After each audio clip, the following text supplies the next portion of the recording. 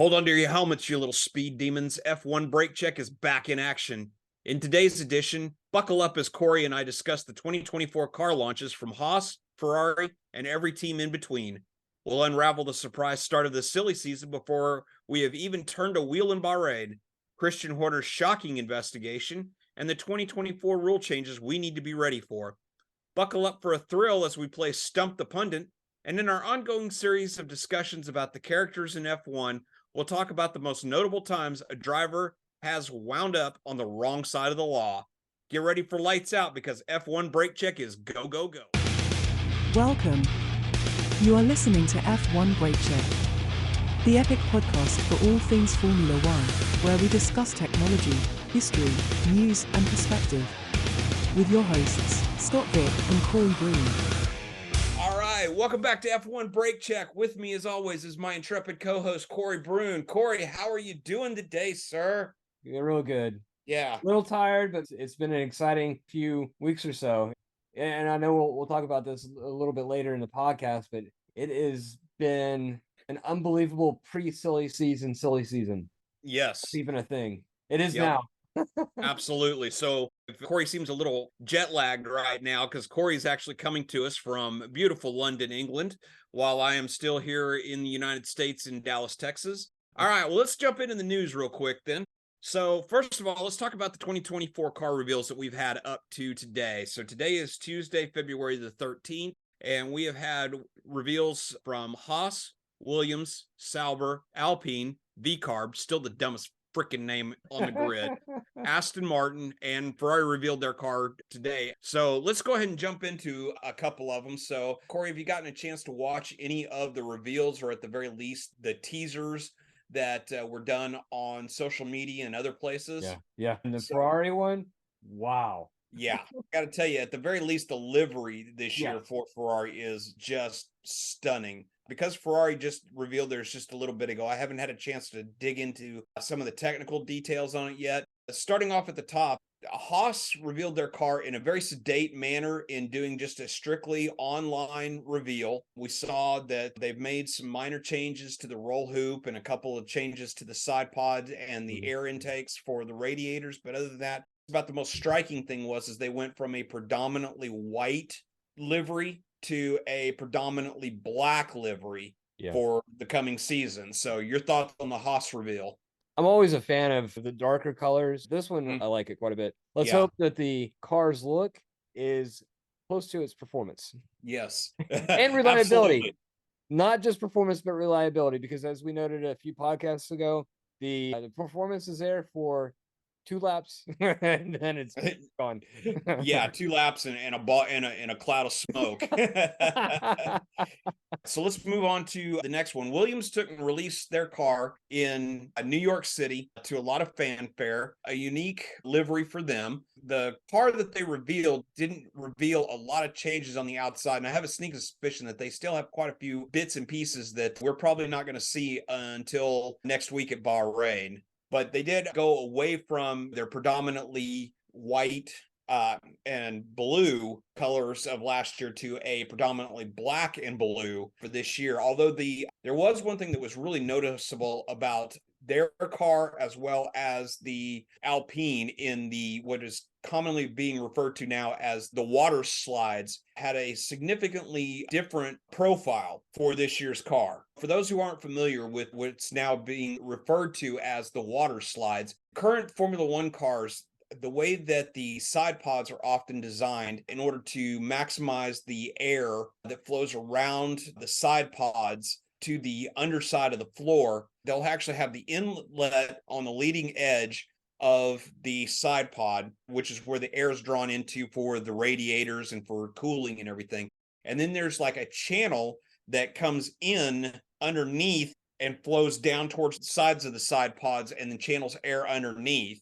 It's usually a pretty pronounced scallop, for lack of a better term, that runs underneath the inlet into the side pods. And as we saw, last year's Red Bull used those water slides to great effect and was often seen as one of the big advantages that Red Bull had over the rest of their competitors, because by channeling that air in a much more efficient manner along the side of the side pods and then underneath the floor. That kept the car much more stable. So your thoughts on the Williams, Corey? I was lukewarm on the reveal, honestly.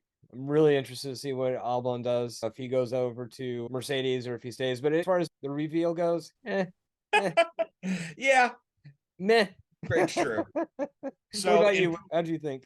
it was a little underwhelming. I expected, especially with them having it in New York City and everything, and Yeah, with exactly. I really expected a lot more fanfare. We'll see. Hopefully that Williams took a big leap forward last year, primarily through the heroics of Alex Albon. But let's see now with a year under his belt and hopefully a little bit more compliant car, hoping that Sargent will be able to take and start fulfilling some of the promise that he showed in flashes in the latter part of last season. Williams has made some pretty bold claims about wanting to get back towards the front end of the grid. On to Sauber. Sauber has dropped the Alfa Romeo moniker. They are now known as Sauber Stake F1. They had probably, without a doubt, the most striking of any of the liveries that have been revealed so far. Whereas Ferrari, I think they did an excellent job with the new, even though they don't use paint anymore. Now they're all now wrapped or raw carbon fiber. But the best paint job so far has been Ferrari, probably followed pretty closely by Aston Martin. It seems to be the trend this year is that a lot of the cars have gone to more of a black, with a couple of exceptions, which we'll get to in just a minute. But they all seem to be going to a much more black centric. Your thoughts on the Alpine? The Alpine I actually liked quite a bit. It's a departure from what they had before. It'll be interesting. I think it's very tasteful. I definitely think it's much better than the all pink cars that we saw when BWT was primarily the sponsor back in the Force India days. I think it's right up there with Haas, how tasteful of a job that they've done with the new livery. And I really do like it. Next up, let's talk V-Carb. I know that they're trying to differentiate themselves from Big Brother a little more. The new livery, revealing it in Las Vegas, it was really kind of fitting because I think it's probably one of the most garish, over-the-top liveries of any of the ones that we've seen so far this year. Your thoughts? I couldn't agree more. Been designed, just if you slap that onto a NASCAR, it would look and fit in NASCAR no problem at all. So on to Aston Martin. Aston Martin revealed their car yesterday ahead of a shakedown at Silverstone that was scheduled also for Monday. Not a big change in the livery. Still has that beautiful British racing green. According to technical director Dan Fallows, the floor is where they're seeing the biggest change. Unlike Haas and Williams and Ferrari, who have all claimed that there's very few parts that carried over from last year's car, Aston Martin, it says that the AMR 24 is much more of a strong evolution of the very, very good car that Aston Martin had last year in the AMR 23. So your thoughts on it? I love the traditional British racing green. I can't get enough of that color, honestly. I really like the design. I think it's really classy and really just fits with Aston Martin. One of the other things that Dan Fallow also pointed out, though, is that there was significant reworking of both the front and rear suspensions on the car. Aston Martin does source their gearboxes from Mercedes as well as their power units. And Mercedes made some changes. They used the gearbox as a stressed member for the suspension components, that there was some significant changes that Mercedes made to the gearboxes, which resulted in some changes made to the rear suspension. And then the front suspension was also heavily modified as well. It's going to be an exciting year. Last but not least, unlike last year, Ferrari had almost 500 invited guests and press members, whereas this year they instead did it in front of a very small, very select group of individuals, and it was primarily a online only reveal, much like Haas did. They showed off the latest livery, which we've already talked about, which we both agree is just absolutely gorgeous. Right. And they also took and showed, in kind of a move befitting of last year, when they were celebrating the win of the Ferrari team at Le Mans for the overall win, they incorporated a very cool driver's suits. They did an amazing job with the driver's suits in the way that they've done it, where it takes and matches up very well with the car. So that's so far our recap of the car launches up to today for 2024. We talked a lot about the liveries and the color schemes and things like that. We touched on a couple of them about the technical changes to them and everything. And next week, once we've had all the cars revealed, we'll dive more into the technical elements of each of the cars and the significant changes that are readily apparent. But for the listeners, comment if you have something to say about the liveries, the technical direction, the car reveals themselves. Do you like the splashy ones like V-Carb did with their reveal, or the more sedate ones like Haas and Ferrari have done? Leave us a comment. Let us know what you think. All right, so last but not least, we'll talk about the upcoming launches. So we have Mercedes will reveal their car tomorrow on February 14th, as will McLaren. So we're going to get a two for tomorrow. And then Red Bull will reveal their car on Thursday, February 15th. So we'll also be talking about those cars as well during next week's podcast. Shall we move on to the F1 silly season? Yes, definitely. All right, so in a very, very unusual move, right after Corey and I finished recording last week, we got the news that the silly season has already begun before we've even landed in Bahrain for preseason testing.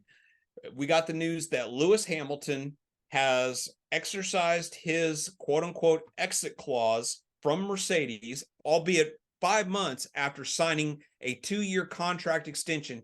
He has already exercised his exit clause, and he will be moving to Ferrari for 2025 to partner up with Charles Leclerc. Corey, your thoughts? Lewis is coming out and saying, this has always been a lifelong dream. This is something I've always wanted to do. And, well, obviously I don't know Lewis at all, and I'm not certainly calling him a liar, but why was he shopping at Red Bull if Ferrari was a lifelong dream? I don't really see that. Maybe it was a lifelong dream, but that's certainly not why he's leaving Mercedes.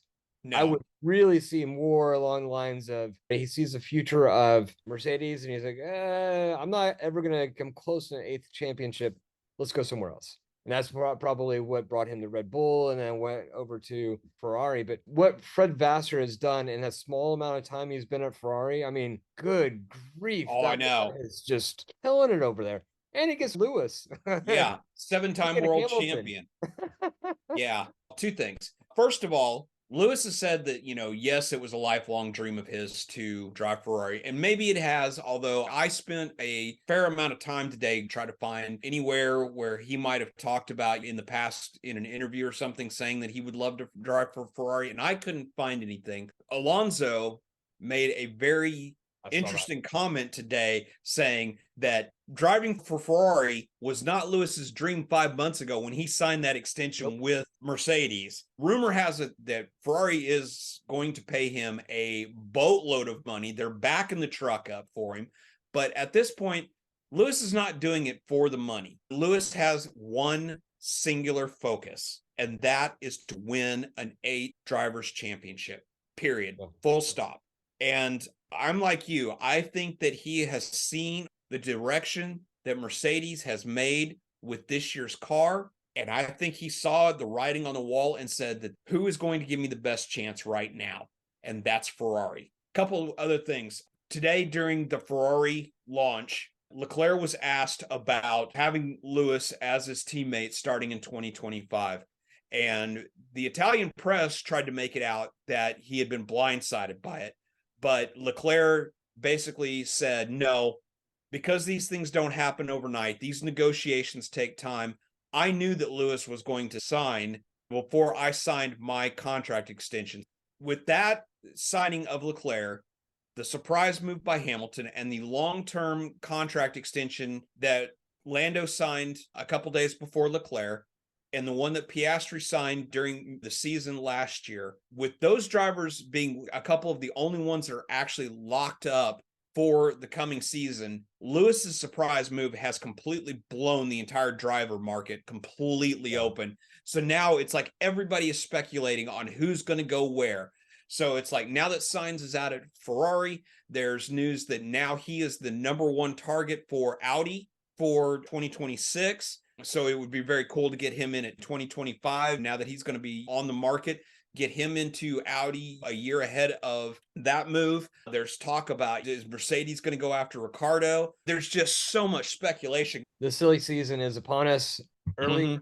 and it's going to be a very fun one. Yep. So much like the opposite of the end of the 2023 season, where we saw no changes in the driver lineups Yeah. at any team across the board. For the first time in F1 history, we're going to have absolute chaos as the year goes on in 2024. All right, so we have to talk about one other news item that came up after we recorded last week's podcast. The news that Christian Horner is being investigated internally by Red Bull for inappropriate behavior. The speculation has been inappropriate behavior with a female inside the team who has brought forth an allegation. Now, all of that is unsubstantiated, but apparently Horner was questioned by Red Bull management for over 8 hours the other day, and some kind of verdict is supposed to be revealed in the next couple days. I was reading somewhere that Newey is actually tied to Horner as well. So they have something in the contract together that if Horner leaves, so can Newey. So if Newey leaves and Horner leaves, where does that put Red Bull? It's Exactly. Exactly. But again, So, like you were saying, if he is guilty, then there's no other choice. no, there's no No matter excuse. what, And he's got to go. yeah, if the allegations are found to be true, then yeah, I firmly believe that no man is an island. All right, so last up on our news items that we're going to blitz through just real quick. We've got a couple of new rule changes for 2024 we need to be aware of for the upcoming season. First off, we're going to talk about the power unit allocations. So last year, each driver was allocated 3 power units for the entire season, which we talked about early on in the season about how much I thought that that was a stupid number, that especially with the more races that have been added to the calendar. So starting 2024, the drivers will now be allocated 4 power units per year before they start receiving penalties, which I still don't think 4 is enough, but I definitely think that it's definitely a step in the right direction. The next one is a rule change, though, that I definitely can get behind. So this is in regard to DRS. The drag reduction system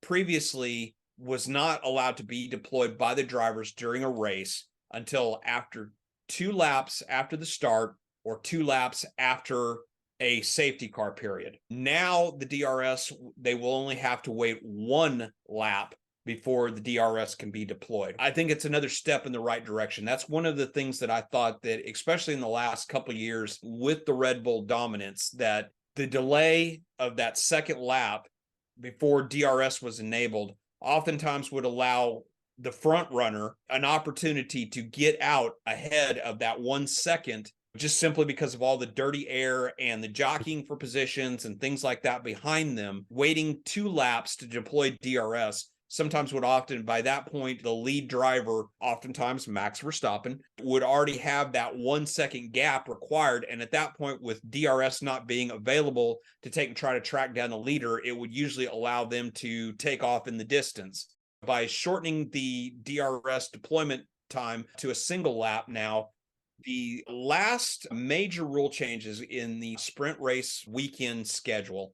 So in 2023, on a sprint race weekend, we would have practice, and then we would have immediately after practice on Friday, we would have qualifying Grand Prix on Sunday.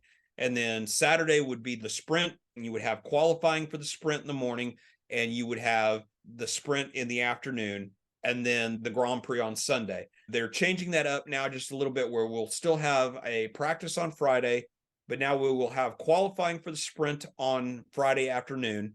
We will have a sprint early in the day on Saturday, and then qualifying for Sunday immediately afterwards. And then, of course, still have the Grand Prix on Sunday. My one thought on the sprint race, I definitely like this better than I did the way that they did it last year. I always thought that only having one practice and then having to set up your car for the Grand Prix qualifying, it wasn't enough. I still don't really particularly care for the way that they're doing the sprints right now. As I've said on this podcast, actually a number of times, I liked it much better in 2022, where the finishing order of the sprint determined your race day starting position, which gave the drivers much more of an incentive to really put the hammer down and try a lot harder during the sprint. Corey, your thoughts on any of the upcoming rule changes? I really like the new rule changes for the sprint races. Just you and I have talked about this off air, but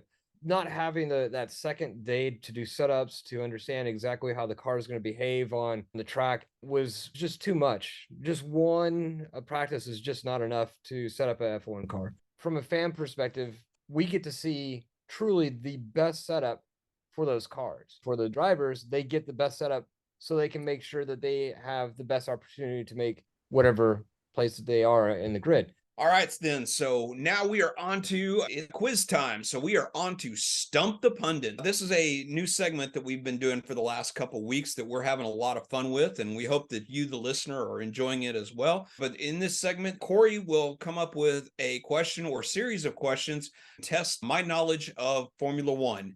So, Corey, what do you have for me this week? Okay. So I was thinking more along the lines of drivers. When you think about drivers, you think about who's won championships. Well, instead of saying who's won the most, because I think pretty much anybody, even starting out in F1, could say who's won the most and probably the top 2 or 3 very easy. So instead, I went to the aspect of the top 4 drivers who were the youngest to win a championship, starting at number 4. Okay, so starting number 4. Okay, so number 4, I'm going to go with Schumacher. No, actually not. Really? Okay. So number 4 is Max Verstappen. Really? Surprising. Yeah, I thought he'd be higher up in the chain. I did too. He was 24 years and 73 days when he won his first championship in 2021. Okay, well, that's completely blown my entire thought process out of the water now. So, okay, so Max is at number 4. That's interesting. Wow. Okay. Number 3, I'm going to go with Hamilton. Close. When he won his close. Okay. So number 3 is actually Alonso. Really? Okay. 24 years and 57 days, whereas Max was 24 years and 73 days. Okay. So just edging out Max Verstappen at number 3 is Alonso. Okay, so number 2 would have to be Hamilton. Yes. Okay. At 23 years and 300 days. So almost 24, but again, edging out Alonso at the number 2 spot. And then number 1 would be Vettel. Yes, easy. So Vettel, he won it at 23 years and 133 days old. We're going to jump into our history section here, where we're going to do an ongoing series of where we've talked about some of the interesting characters and some of the stories that have happened outside of the Formula One race weekends. A couple of weeks ago, we talked about one of the greatest cheaters in the history of Formula One in Flavio Briatore. We talked about some of the other characters and antics that have gone on. So this week, what we're going to do is we're going to talk about the 5 F1 drivers. And this is by no means an exhaustive list. These are just the most well-known cases of 5 F1 drivers who ended up on the wrong side of the law. So coming in at number 5 is Jean Alesi. For those who are somewhat newer fans and aren't aware of who Jean Alesi was, Jean Alesi was an Italian racing driver born in France who spent 5 years at Ferrari and spent about a decade in Formula One in total. But he and his son bought a firework in Italy, but they set it off in France and were actually arrested for setting off this firework in France.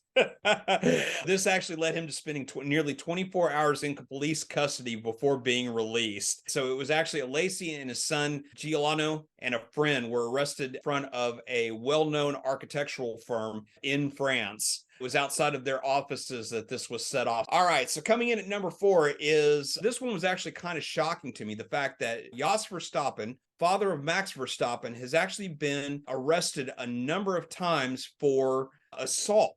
So there's been a couple of well-known occasions of which he's been accused of assault on various individuals. In 2000, he settled an out of court he was accused of fracturing a person's skull at a karting track in 1998. Then also 8 years later, he was arrested for allegedly assaulting on his then wife, not Max's mother. He was accused of assaulting her. And then he was later arrested again after violating a restraining order, preventing him from coming anywhere near Sophie Kumpen. Finally, in 2012, he was accused of attempted murder against his former girlfriend, but the charges were later dropped. Jos Verstappen, despite siring probably a once-in-a-generational talent in Max Verstappen, turns out to be kind of a dick. Moving on to number 3, we have Adrian Sutil. Adrian Sutil was a journeyman Formula One driver who raced for a number of teams over a 9.5 year stint in Formula One. So between 2008 and 2011, the German driver made nearly 80 starts for Force India and scored points pretty consistently. But during his final year with the team in 2011, he was involved in an incident during the F1 Chinese Grand Prix where one of his former backers, personal sponsors, accused him of assault. Apparently, Sutil smashed a champagne bottle and used the broken shards from the bottle to cut up CEO of Jenny Capital, Eric Lutz, at a local nightclub in Shanghai. The authorities in Shanghai didn't press charges, so Lutz pressed charges against Sutil, which led to Sutil's conviction, earning him an 18-month suspended sentence, and it also led to Sutil losing out on his seat at Force India, which pretty much ended his career in F1. All right, number 2, Bertrand Gachot. Now, Bertrand Gachot's story is kind of a good news, bad news story. So after spending years in junior formula, hoping to get into F1, Gachot finally joined the Onyx team, but lost his seat by the end of the year. So then he was able to land with Eddie Jordan and his fledgling Jordan Grand Prix unit in 1991. So it looked like Gachot's fortunes had finally taken a turn for the better. Looked like he was finally going to get the shot that he really wanted in Formula One. However, by mid-season, he was involved in a criminal case that led to his arrest, which paved the way for Michael Schumacher's debut at the Belgium Grand Prix. Gachot was accused of assaulting a taxi driver and carrying a prohibited weapon, i.e. a gun, during a road rage incident the previous year, and he earned himself an 18-month prison sentence. Now, he did serve some time, but he was later released after serving 2 months, and his sentence was appealed and the charges were dropped. His conviction was overturned on appeal, and he was actually able to return to Jordan F1 for the Japanese Grand Prix of that same year. All right, and so last but not least, we have at number 1, JJ Lehto. JJ Lehto joined the Onyx team as Gachot's replacement, but when the team folded, he was without a drive. And so he spent 3 years out of Formula One, but then was able to return with a short-lived team called Scuderia Italia. And although his performance was kind of okay, he did get injured in an accident in 1993. By the time he had recovered, he had been replaced and pretty much cut his time in the sport short. 15 years later, Lehto was charged with reckless driving, manslaughter, driving under the influence, when he was involved in a boating accident which saw one of his best friends being killed. So Lehto was caught going at nearly 120 kilometers per hour in a restricted zone where his speed was supposed to be limited to 20 kilometers per hour. He was promptly convicted of all charges and received 28 months in prison. However, in 2012, he successfully managed to appeal his conviction and had all the charges against him dropped. But can you imagine you're in an accident, especially in boats? I don't know. I guess boats are one of those things that just personally scare the crap out of me. And it's like, I cannot imagine going 120 kilometers per hour in a boat. Got what he deserved. And then the fact that he was actually able to get the conviction overturned makes me feel bad for the legal system. travesty of justice, right? Yeah, absolutely. Those are our top 5 F1 drivers who ended up on the wrong side of the law. Listeners, if you know of a story that maybe we didn't cover here that you think is really interesting, please leave it in the comments. Let us know. Maybe we can take and cover that in a future episode. You ready to bring it home? All good. All right, so another episode of F1 Brake Check has taken the checkered flag. Thank you for listening. We'll be back in a week's time to discuss the latest car launches, news and rumors, and we'll dive into the history of Formula One preseason testing. For Corey, I'm Scott. Let's go. Thank you for listening to F1 Brake Check. If you have enjoyed what you heard, don't miss a single episode by hitting that subscribe button in your favorite podcatcher. Also, help us grow by sharing us with your friends and fellow F1 fans. You can find us on Facebook, Instagram, Threads, TikTok and X at F1 Brake Check. Our website is f1brakecheck.com, where you will find links to all our content. We value your passion and your feedback, so please take a moment to review our podcast. Your reviews help us grow and improve, and it means the world to us. Share your thoughts, rate us, and let us know how we can make the show experience even better. F1 Brake Check is a production of Brake Check Media. For your hosts Scott Vick and Corey Broom, until next time, keep yourself inside track limits, and try not to pitch it in the kitty litter.